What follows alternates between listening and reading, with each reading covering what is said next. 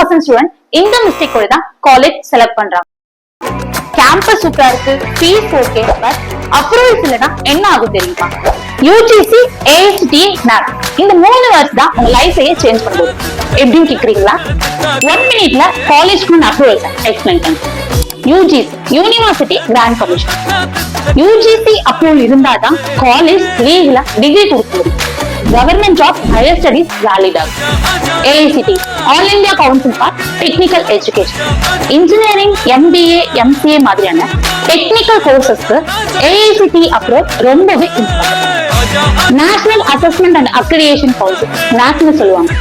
A++, A+ great இருந்தா அந்த காலேஜோட எஜுகேஷனல் குவாலிட்டி ஸ்ட்ராங்கா இருக்குன்னு அர்த்தம்.